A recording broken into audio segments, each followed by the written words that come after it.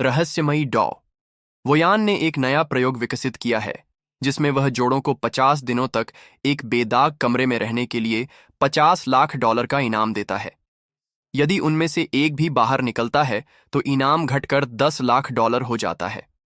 बाहर की दुनिया से कोई संपर्क नहीं है और कोई मनोरंजन नहीं, केवल एक दूसरे की कंपनी। हालांकि वे पुरस्कार राशि का कुछ हिस्सा देकर ट्रीट्स मांग सकते हैं। आज का जोड़ा है माइक और केट, जो सोचते हैं कि यह आसान पैसा होगा। माइक को लगता है कि उन्हें यह जगह मिलने में बहुत भाग्यशाली रहे हैं और केट इसे दूसरा मौका मानती है जो उन्हें मिलना चाहिए। हालांकि वह यह भी सुझाव देती है कि शायद उन्हें पैसा बांट लेना चाहिए ताकि चीजें आसान हो जाएं। उसकी योजना पैसे को निवेश करने की है, जिसे माइक बेहद उबाऊ मानता है। वह अपने भविष्य को पार्टी करने और बिना पैसे की चिंता किए मस्ती करने के रूप में देखता है।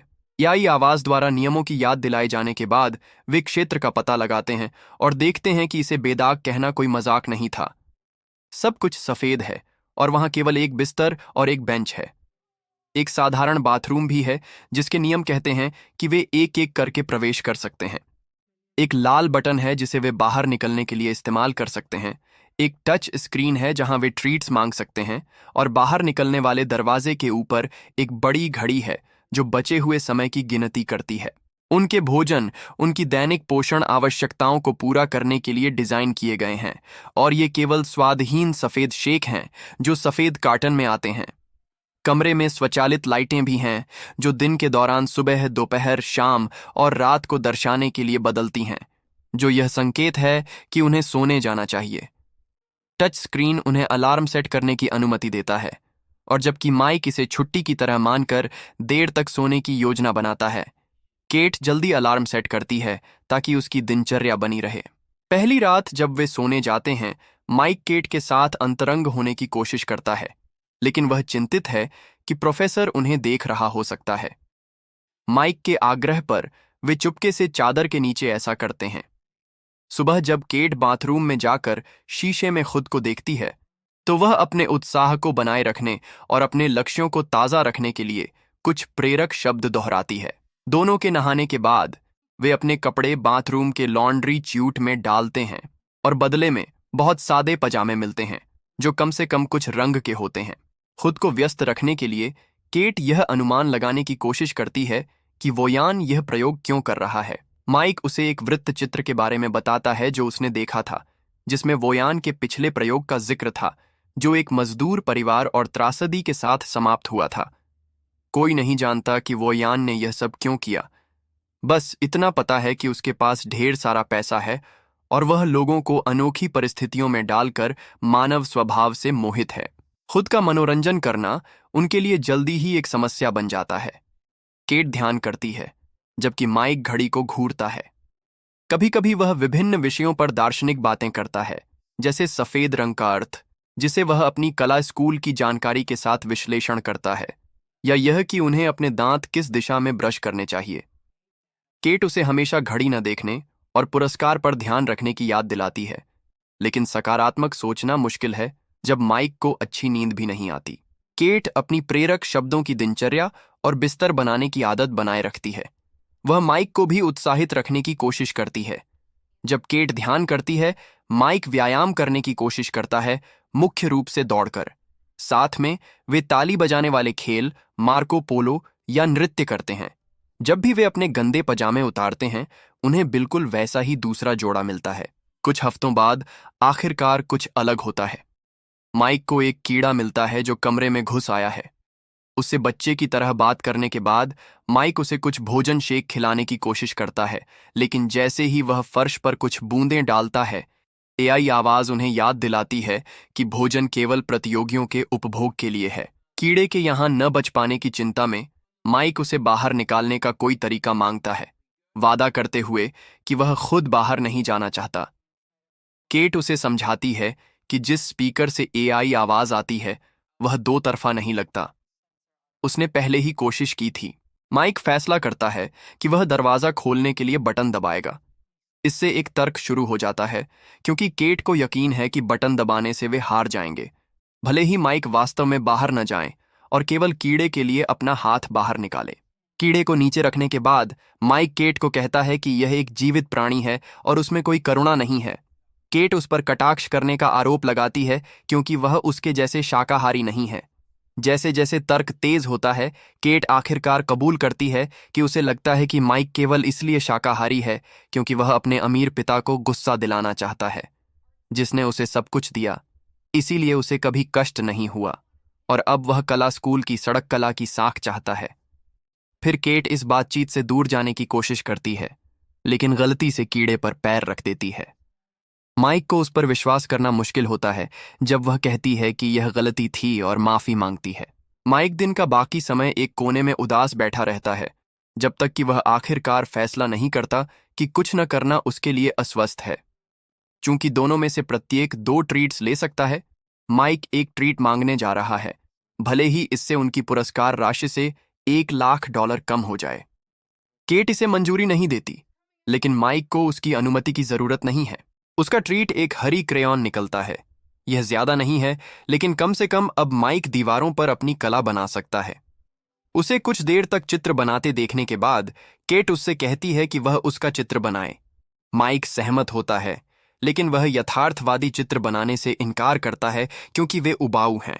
वह अपनी शैली में चिपकना पसंद करता है, जिसके कारण केट अब उसके लिए मॉडल नहीं करना चाहती।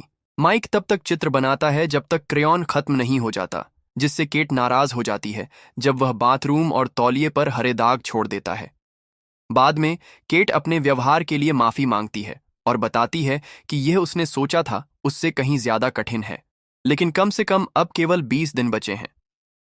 दिन ऊब में बीतते रहते हैं, जब तक कि एक सुबह केट को बाथरूम में एक बंदूक नहीं मिलती। वे इसे जांचने से डरते हैं कि यह भरी हुई है या नहीं, और इसकी मौजूदगी परेशान करने वाली है, इसलिए वे इसे बिस्तर के नीचे छिपाने का फैसला करते हैं, क्योंकि एआई उन्हें बंद वस्तुओं को लॉन्ड्री च्यूट में डालने से मना करता है।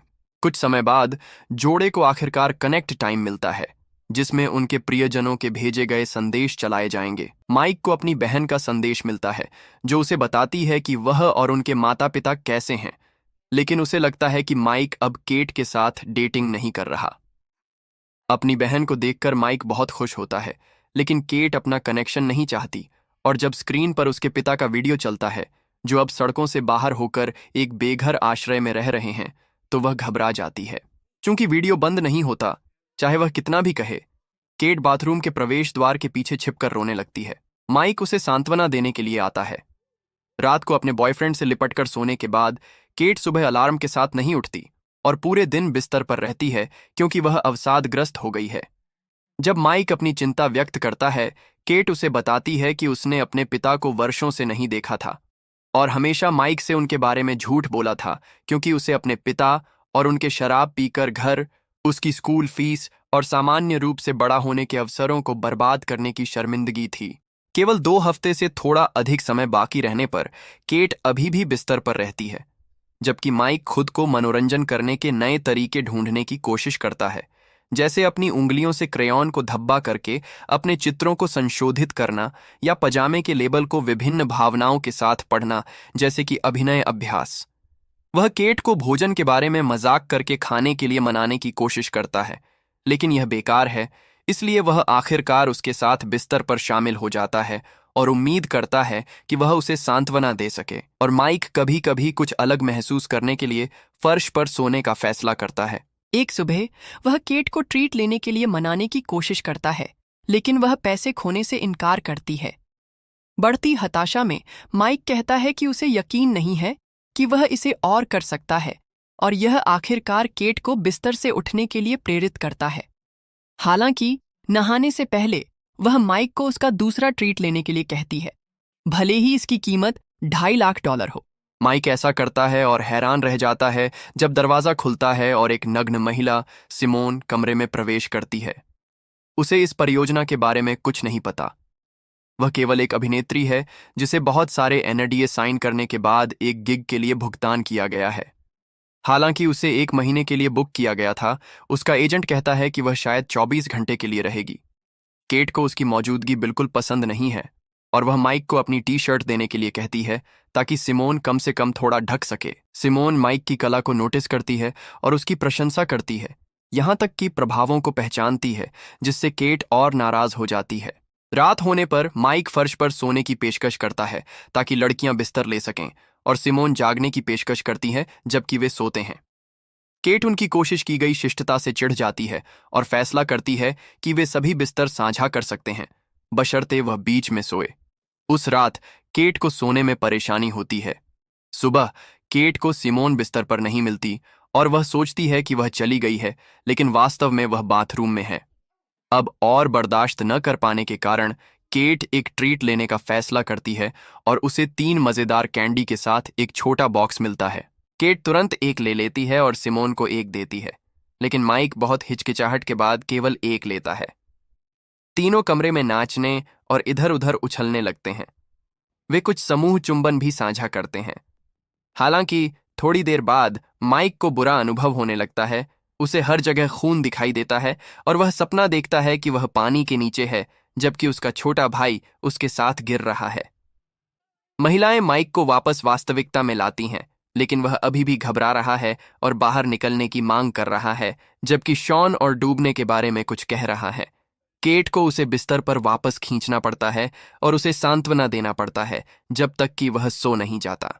बाद में सिमोन पूछती है कि माइक किस बारे में बात कर रहा था, और केट उसे बताती है कि माइक का छोटा भाई शॉन उनके परिवार के पूल में डूब गया था जब माइक को उसकी देखभाल करनी थी, जिसके कारण उसे आज भी अपराध बोध है। माइक उस समय नशे में था, जो चोट को और बढ़ाता है और बताता है कि उसने कैंडी लेने में क्यों हिचकिचाहट की थी। सिमोन यह भी पूछती है कि वे कैसे मिले, और केट प्यार से याद करती है कि एक बारिश के दिन उसके पास छाता नहीं था और माइक उसके पास आया और कहा कि वह सारी बारिश की बूंदों को पकड़ लेगा ताकि वह भीग न जाए। जब माइक आखिरकार जागता है, सिमोन साझा करती है कि उसने अपनी मां को बचपन में खो दिया था और दोनों दुख और खोए हुए प्रियजनों पर बंधन बनाते हैं। सिमोन माइक का हाथ सांत्वना देने के लिए लेती है, और जब केट उन्हें देखती है तो वह घबरा जाती है, ये सोचकर कि सिमोन उसका बॉयफ्रेंड चुराना चाहती है। सिमोन उसके रवैये को चुनौती देती है, यह बताते हुए कि केट इसीलिए गुस्सा करती है क्योंकि वह वास्तव में एक असुरक्षित व्यक्ति है, जिससे एक तर्क शुरू हो जाता है। माइक उन पर चिल्लाता है कि वे रुकें, फिर वहां से चला जाता है। केट माफी मांगने की कोशिश करती है, यह स्वीकार करते हुए कि शायद उसने जो देखा वह कुछ भी नहीं था, लेकिन सिमोन आग में घी डालती है, यह कहकर कि शायद ऐसा नहीं था। अगली सुबह माइक की तबीयत ठीक नहीं है, लेकिन केट का ध्यान दूसरी चीजों पर है।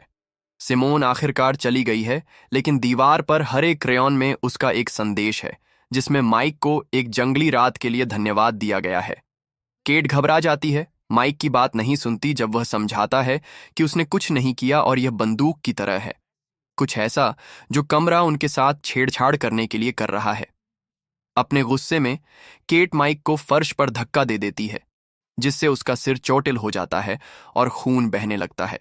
माइक उससे दूर हटता है, उसे याद दिलाता है कि उसने कभी उसका साथ नहीं छोड़ा, यहां तक कि जब वह न्यूयॉर्क चली गई थी, उसने अपने तथाकथित अमीर दोस्तों से मिलना भी बंद कर दिया था ताकि उसे असहज न हो, और जब वह अवसाद में थी तब वह उसके साथ घर पर रहने के लिए कॉलेज भी छोड़ दिया था।